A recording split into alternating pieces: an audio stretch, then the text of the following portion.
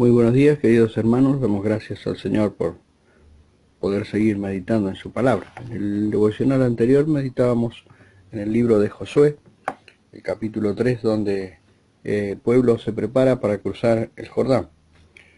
Y aquí en el capítulo 4, les animo a leer todo el capítulo, vamos a abreviar para poder no ser tan largo.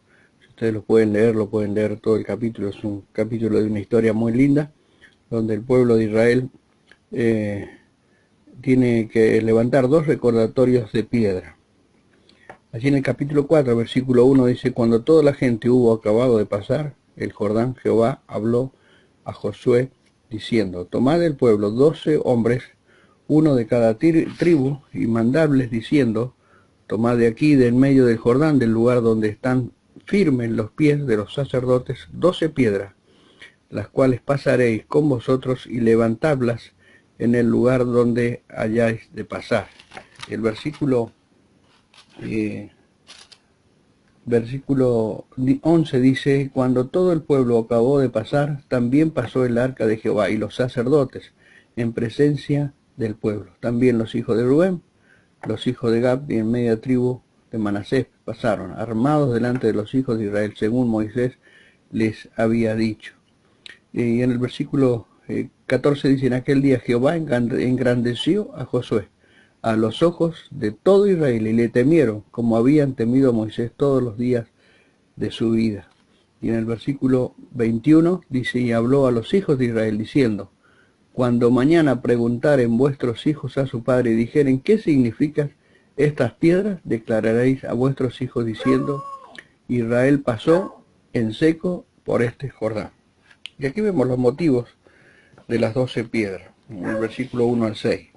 El motivo de levantar las 12 piedras al pisar la tierra prometida, para que sea una señal entre vosotros, es decir, entre las 12 tribus de Israel, para que formen una nación distinta de los paganos, porque tú eres pueblo santo para Jehová tu Dios. Jehová tu Dios te ha escogido para hacerle un pueblo especial. Lo tenemos allí en Deuteronomio, el capítulo 7, versículo 6.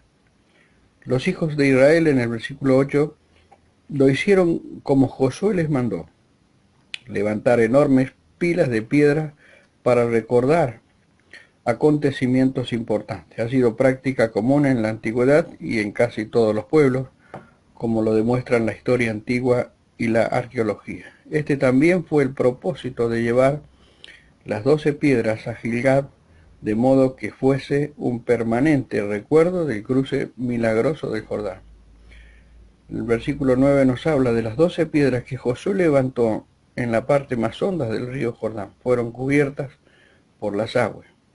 Y fue un memorial de los hombres mayores de 20 años que salieron de Egipto, quienes provocaron a Jehová. Fueron rebeldes, murmuradores e incrédulos, a quienes Dios juzgó y murieron en el desierto. Vemos allí en Hebreos, el capítulo 3, versículo 16 al 19, dice: ¿quiénes fueron los que habiendo oído le provocaron?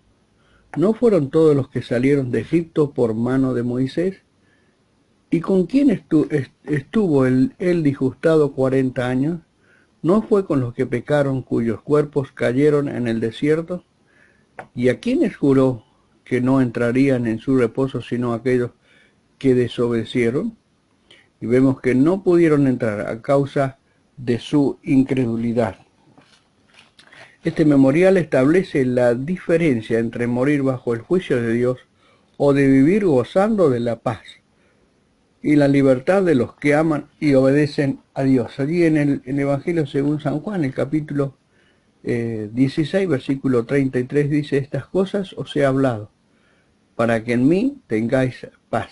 En el mundo tendréis aflicción, pero confiad, yo he vencido al mundo. Qué bendición tenemos, hermanos, en obedecer al Señor. Tenemos la bendición puesta adelante. Dios es el que nos bendice a medida que obedezcamos su palabra. Está allí el éxito de vivir una vida en la plenitud del Espíritu, en gozar de las bendiciones todos los días. por lo que el Señor ha prometido para todos aquellos que obedecen su palabra. A nosotros, hermanos, el Señor Jesucristo nos liberó de la esclavitud del pecado. Nos ha reconciliado con Dios por medio de su sacrificio, su muerte y resurrección. Y tenemos libertad para acercarnos confiadamente al trono de la gracia, para alcanzar misericordia y hallar gracia para el oportuno socorro. Los hombres que desobedecieron quedaron en el desierto, no pudieron ver la tierra prometida. Nosotros que por la gracia del Señor hemos encontrado la salvación, tenemos puesta por delante una esperanza, que es la vida eterna, que es el cielo donde Dios lo ha prometido a todos aquellos que han creído y han confiado en la obra redentora de la cruz. En el versículo 2 y 13, los descendientes de Rubén y los hijos de Gad, y la media tribu de Manasés, como 40.000 hombres pasaron armados delante de la tribu de Israel, listos para la guerra, delante de Jehová, para cumplir el pacto celebrado ante Dios y Moisés. Lo tenemos allí en Deuteronomio, el capítulo 29, 5 al 3. Ellos, junto a las otras tribus de Israel, por amor y obediencia a Jehová y a sus hermanos, debían luchar juntos para conquistar la tierra prometida. ¿Y qué ejemplo nos deja esto para nosotros en este tiempo? El salmista podía decir, allí en el Salmo 133, mirad cuán bueno y cuán delicioso es habitar los hermanos juntos en armonía. ¿Por qué? Porque allí envía Jehová bendición y vida eterna. Que el Señor nos ayude a hacer tener ese verdadero sentir de luchar y de estar en armonía unos con otros para poder llevar adelante la obra que el Señor nos ha encomendado hacer.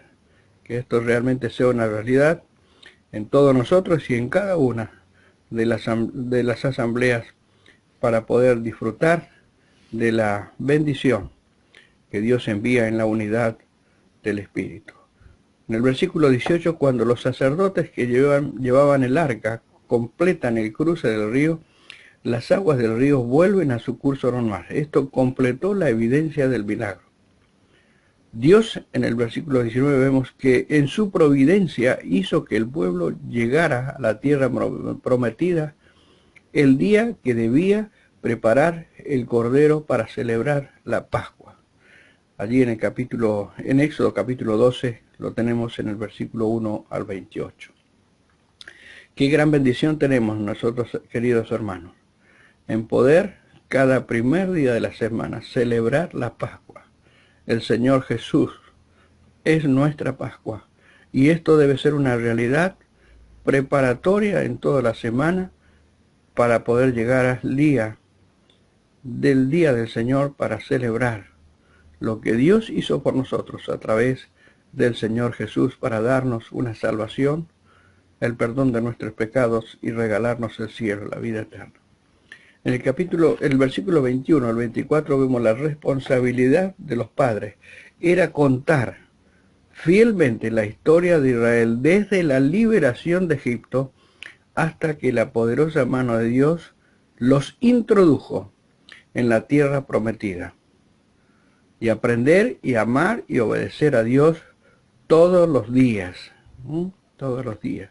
Qué gran responsabilidad nos ha dejado Dios al darnos hijos para que podamos instruirlos en el temor de Dios. Allí en Proverbios, el capítulo 22, versículo 6, un versículo muy conocido tenemos allí, que dice: instruye al niño en su camino, y aun cuando fuese viejo, no se apartará de él. ¿Cuántas vidas fracasadas por no seguir todo el consejo de Dios? Hermanos, que el Señor nos ayude a ser conscientes de que su palabra es verdadera, y si Dios nos ha dejado las instrucciones para que verdaderamente podamos obedecerle, sea esto nuestra preocupación todos los días, de obedecer y cumplir y ser hacedores de su palabra en nuestras vidas, para disfrutar de la bendición que tenemos en él. Que el Señor nos bendiga.